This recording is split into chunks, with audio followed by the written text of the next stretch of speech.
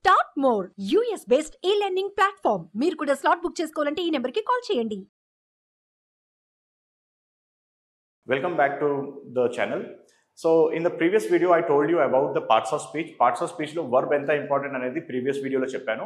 And ఇంకో important point ఏం చెప్పానంటే మనకు ఒక కర్రీ ఎలా ప్రిపేర్ చేస్తామో ఇంగ్లీష్ సెంటెన్సెస్ కూడా అలానే ప్రిపేర్ చేస్తామని ఒక ఎగ్జాంపుల్ కూడా నేను ఇచ్చాను. సో ఇక్కడ ఈరోజు నేను మీకు వర్బ్ చాలా ఇంపార్టెంట్ కాబట్టి వేరే ట్రైనర్స్ ఏం చేస్తారు, వేరే ట్రైనర్స్ అండ్ కామన్ ట్రైనర్స్ ఏం చేస్తారంటే మీకు నౌన్లో ఎన్ని రకాలు ఉన్నాయి, ప్రొనౌన్లో ఎన్ని రకాలు ఉన్నాయి అన్నీ చెప్తారండి. సో అది ఒక రాంగ్ అప్రోచ్. ఇంకోటి నేను మీకు ప్రీవియస్ వీడియోలో 80-20 అని ఒక రూల్ చెప్పాను అనుకోండి. ఆ 80-20 వీడియో కూడా మీరు చూడండి ఒకసారి. ఆ వీడియోలో నేను ఏం చెప్పానంటే 20% మోస్ట్ ఇంపార్టెంట్ గ్రామర్ నేర్చుకుని 80% ఇంపార్టెంట్ వర్క్ చేయవచ్చు అని చెప్పాను. సో ఇక్కడ అంటే 20% గ్రామర్ నేర్చుకుని 80% డే టు డే కమ్యూనికేషన్ చేయవచ్చు అని చెప్పాను. సో ఇక్కడ మనము వేరే ట్రైనర్స్ ఫెయిల్డ్ అప్రోచ్ ఎలా ఉంటుందంటే ఇక్కడ కూడా రైట్ అప్రోచ్ ఉంటుంది, రాంగ్ అప్రోచ్ ఉంటుందండి. రాంగ్ అప్రోచ్ చేస్తున్న వాళ్ళలో చాలా మంది ఉన్నారు. చాలా మంది ఏం చేస్తారంటే పనికిరాని గ్రామర్ అంటే సెకండరీ గ్రామర్, పనికిరాని చెప్పలేము, సెకండరీ గ్రామర్ ఫస్ట్ టీచ్ చేస్తారు, ప్రైమరీ గ్రామర్ తర్వాత టీచ్ చేస్తారు. సో అలా చేయడం వల్ల ఏమవుతుంది, కోర్స్ ఫెయిల్ అయిపోతుంది. వాళ్ళు కోర్స్ జాయిన్ అయిన తర్వాత కూడా, కోర్స్ చేసిన తర్వాత కూడా ఇంగ్లీష్ మాట్లాడడం రాదు. ఓకే, వేరే ట్రైనర్స్ అక్కడ ఏం చేస్తున్నారంటే 80% టీచ్ చేసి 20% రిజల్ట్ ఇస్తున్నారు. 80% టీచ్ చేసి 20% రిజల్ట్ ఇస్తున్నారు. మనం ఏం చేస్తామంటే ఈ కోర్సులో 20% టీచ్ చేసి 80% రిజల్ట్ తీసుకొస్తాం. Okay, so this is going to be very important. This course is going to be very important overall. So నేను మీకు వర్బ్ గురించి చెప్పానండి. వర్బ్ చాలా ఇంపార్టెంట్ కాబట్టి మన ఫోకస్ మొత్తం వర్బ్ మీద పెడతాము. ఇక్కడ కూడా 80-20 వర్క్ చేస్తుంది చూడండి. 20% పార్ట్స్ ఆఫ్ స్పీచ్ 80% ఇంపార్టెంట్ అండి. Remaining parts of speech secondary important. Primary important ఏంటంటే వర్బ్. వర్బ్ ఒకటి మీకు క్లారిటీగా అర్థమైతే, వర్బ్ మీద మీకు గ్రిప్ వచ్చేస్తే ఇంగ్లీష్ మాట్లాడడం చాలా ఈజీ అనిపిస్తుంది. Okay, so I tell you what is the most important part here. So మీకు స్కూల్లో వర్బ్ అంటే ఏం చెప్పారండి? వర్బ్ అంటే మీకు ఏం చెప్పారంటే వర్బ్ అంటే క్రియ అని చెప్పారు జనరల్గా, రైట్? క్రియ అంటే ఒక యాక్షన్ అనుకోండి. సో ఇది కరెక్టే, కాకపోతే దాంతోపాటు ఇంకా 2 పార్ట్స్ ఉన్నాయి. So what is that? I will tell you. You need to understand this important part. If you understand this, you can play with English. English will come in your control totally. Okay, so this is very important. You have to understand this. So ikkada verb lo 3 categories untayandi. For example, oka example istanu meeku. Ikkada mana kitchen lo 3 types of knives unnai anukondi. Kitchen lo 3 types of knives unnai anukondi. Oka knife chaku, okay, oka knife use chesi manamu vegetable cover తీస్తాము, peeling అంటాం దానికి. Peeling కోసం ఒక knife ఉంది, particular ఒక knife ఉంది. Second ఇంకో knife use చేసి మనము స్లైసెస్ కట్ చేస్తాం. స్లైస్ కట్ చేయడానికి ఇంకో నైఫ్ ఉంది. అండ్ అలానే ఒక రకం కటింగ్ చేయాలంటే చాపింగ్కి సెపరేట్ నైఫ్ ఉంది. సో టోటల్లీ త్రీ నైఫ్స్ ఉన్నాయి అనుకోండి. చాపింగ్కి ఒక నైఫ్ ఉంది, స్లైసింగ్కి ఒక నైఫ్ ఉంది, పీలింగ్కి ఒక నైఫ్ ఉంది. సో ఒక నైఫ్కి ఒక పర్పస్ ఉంది, ఒక పర్పస్కి ఒక నైఫ్ ఉంది. ఇన్ ద సేమ్ వే ఇంగ్లీష్లో కూడా ఇక్కడ వర్బ్లో కూడా 3 కేటగిరీస్ ఉంటాయి. ఆ 3 కేటగిరీలో ప్రతి కేటగిరీకి ఒక పర్పస్ అనేది ఉంది.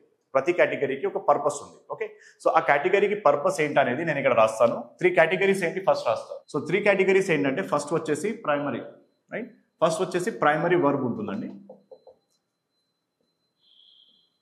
ప్రైమరీ వర్బ్ అని ఫస్ట్ ఉంటుంది. ఈ ప్రైమరీ వర్బ్కి మళ్ళీ 4 పేర్లు ఉన్నాయండి. ప్రైమరీ వర్బ్కే ఆక్సిలరీ వర్బ్ అంటారు, ప్రైమరీ వర్బ్కి ఆక్సిలరీ వర్బ్ అంటారు, బీ వర్బ్ అంటారు, హెల్పింగ్ వర్బ్ అంటారు. ఓకే, అన్నీ ఒకటే. ఫర్ ఎగ్జాంపుల్ మన కంట్రీలో ఇప్పుడు భారత్, హిందుస్థాన్, ఇండియా 3 ఒకటే. ఇన్ ద సేమ్ వే ఇక్కడ కూడా ప్రైమరీ వర్బ్కి 4 పేర్లు ఉన్నాయి, 4 ఒకటే. కానీ కొన్ని బుక్స్లో డిఫరెంట్ నేమ్స్ యూస్ చేస్తారు కాబట్టి కొందరు కన్ఫ్యూజ్ అవుతారు. ఓకే, సో ఇక్కడ ప్రైమరీ వర్బ్ అంటే హెల్పింగ్ వర్బ్ అని రాస్తున్నాను. నెక్స్ట్ వచ్చేసి ఇక్కడ మోడల్ వర్బ్ అని సెకండ్, అది మోడల్ వర్బ్. కొన్ని బుక్స్లో మోడల్ వర్బ్ అండ్ ప్రైమరీ వర్బ్కి కూడా ఒక కేటగిరీ లాగానే ట్రీట్ చేస్తారు. నేను మీకు క్లారిటీ రావాలని సపరేట్గా రాస్తున్నాను. మోడల్ వర్బ్ ఒకటి, అండ్ లాస్ట్ వచ్చేసి మెయిన్ వర్బ్. మెయిన్ వర్బ్ అండి. సో ఈ 3 కూడా వర్బ్సే. ఓకే, ప్రైమరీ వర్బ్లో చిన్న వర్డ్స్ ఉంటాయండి. ఆ వర్డ్స్ ఏంటంటే జనరల్గా am, is, are, was, were, will be. Next వచ్చేసి హ్యావ్, హ్యాస్, హ్యాడ్, ఎట్సెట్రా. ఇంకా ఉంటాయండి, కానీ నేను ఇక్కడ ఎట్సెట్రా అని రాస్తాను. ఇవే చాలా ఇంపార్టెంట్. ఫస్ట్ ఇంపార్టెంట్ ఇదే. ఓకే, కాబట్టి ఇది నేను ఇక్కడ నోట్ చేశాను. ఈ క్లాస్ మీకు అర్థమైంది అనుకోండి. ఇంకా నేను ఒక ఇంపార్టెంట్ సీక్రెట్ నేను ఇక్కడ రివీల్ చేయబోతున్నాను. ఈ సీక్రెట్ మీకు మేబీ ఫస్ట్ టైం మీరు వింటున్నారు. ఓకే, సో ఈ క్లాస్ మీరు ఫుల్ కాన్సన్ట్రేషన్తో వినండి. ఓకే, సో ఇక్కడ వచ్చేసి ప్రైమరీ వర్బ్లో am, is, are, was, were, will be, have, has, had etcetera అని రాశాను. నెక్స్ట్ వచ్చేసి మోడల్ వర్బ్ రాస్తున్నాను. మోడల్ వర్బ్ అంటే మోడల్ వర్బ్లో ఎలాంటి వర్డ్స్ ఉంటాయంటే ఇక్కడ can, could, shall, should, will, would, may, might, ఇక్కడ కూడా ఎట్సెట్రా అని రాస్తాను. ఓకే, ఇది మోడల్ వర్బ్స్. నేను ప్రతిదీ మీకు డీటెయిల్లో ఎక్స్ప్లెయిన్ చేస్తాను, so nothing to worry about it. Okay, so next వచ్చేసి ఇక్కడ మెయిన్ వర్బ్ అంటారు. మెయిన్ వర్బ్ అంటే V1, V2, V3 ఇలాంటివి ఉంటాయి. ఓకేనా, సో ఇవి 3 కేటగిరీస్ అండి. 3 కేటగిరీస్కి ప్రతి కేటగిరీకి ఒక పర్పస్ ఉంది. మీకు ఇంకొక మంచి ఎగ్జాంపుల్ అంటాను, చెప్తాను. ఆ ఎగ్జాంపుల్ మీరు వినారనుకోండి ఇంకా క్లారిటీ వస్తుంది. సో ఇప్పుడు ఒకటి మనము యూజ్ చేయగలగాలి అంటే, ఫర్ ఎగ్జాంపుల్ ఫోన్ యూజ్ చేయాలంటే ఫోన్కి పాస్వర్డ్ ఉంటుంది, బండి యూజ్ చేయాలంటే బండికి తాళం ఉంటుంది, కార్ యూజ్ చేయాలంటే కార్కి తాళం ఉంటుంది, ఒక రూమ్ ఓపెన్ చేయాలంటే రూమ్కి కూడా తాళం ఉంటుంది. సో మీ దగ్గర కీ ఉందనుకోండి, కీ ఉంటే మనము రూమ్ యాక్సెస్ చేయవచ్చు, కీ ఉంటే బండి యాక్సెస్ చేయవచ్చు, కీస్ ఉంటే పాస్వర్డ్ తెలిసి ఉంటే ఫోన్ యాక్సెస్ చేయవచ్చు. ఇక్కడ కూడా మనకు ఇంగ్లీష్ యూజ్ చేయగలగాలి అనుకుంటే ఫస్ట్ మనకు కీ మన దగ్గర ఉండాలి. ఇంగ్లీష్కి కూడా కీస్ ఉంటాయండి. ఇంగ్లీష్ కీస్ మీ దగ్గర ఉంటేనే ఇంగ్లీష్ ఓపెన్ అవుతుంది. గుర్తుపెట్టుకోండి, ఇంగ్లీష్ కీస్ మీ దగ్గర ఉంటేనే ఇంగ్లీష్ ఓపెన్ అవుతుంది. ఓకే, ఇక్కడ ఇంగ్లీష్ కీస్ ఉండడమే కాదు, మనకు కీస్ యూజ్ చేయడం కూడా రావాలి. ఫర్ ఎగ్జాంపుల్ ఒక ఇంపార్టెంట్ ఎగ్జాంపుల్ చూడండి. ఇక్కడ మా దగ్గర 3 ఫ్లోర్లు ఉన్నాయి. సెకండ్ ఫ్లోర్, ఫస్ట్ ఫ్లోర్, మేము ఫస్ట్ ఫ్లోర్లో ఉన్నాము. Second floor, first floor, ground floor. Okay, ground ఫ్లోర్లో ఒక 10 కీస్ ఉన్నాయి అనుకోండి. ఒక కీచెన్లో 10 కీస్ ఉన్నాయి. ఫస్ట్ ఫ్లోర్లో ఒక కీచెన్లో 10 కీస్ ఉన్నాయి. సెకండ్ ఫ్లోర్లో కూడా ఒక కీచెన్లో 10 కీస్ ఉన్నాయి. ఇప్పుడు 3 ఫ్లోర్లో 10 కలిపి 30 కీస్ ఉన్నాయి అనుకోండి. ఓకేనా, ఈ 30 కీస్ నేను కీచెన్స్ నుంచి తీసి అన్ని కీస్ మిక్స్ చేసి మీకు ఇచ్చాను అనుకోండి. అన్ని కీస్ మిక్స్ చేసి మీకు ఇచ్చేసి నా ఆఫీస్ రూమ్ ఓపెన్ చేయండి అని అడిగితే 30 కీస్ యూజ్ చేసి ఒక ఆఫీస్ రూమ్ ఓపెన్ చేయాలంటే మీరు ఈజీగా ఓపెన్ చేస్తారా, డిఫికల్టీ అవుతుందా? మీకు ఒకటే రూమ్ ఓపెన్ చేయాలి, కానీ మీ దగ్గర 30 కీస్ ఉన్నాయి. సో ఆ 30 కీలో కరెక్ట్ కీ ఏంటో మీకు తెలియదు కాబట్టి మీరు ఏం చేస్తారండి, 29 మిస్టేక్స్ చేసే ఛాన్సెస్ ఉంటాయి. ఓకే, చాలా మిస్టేక్స్ అవుతాయి ఇక్కడ.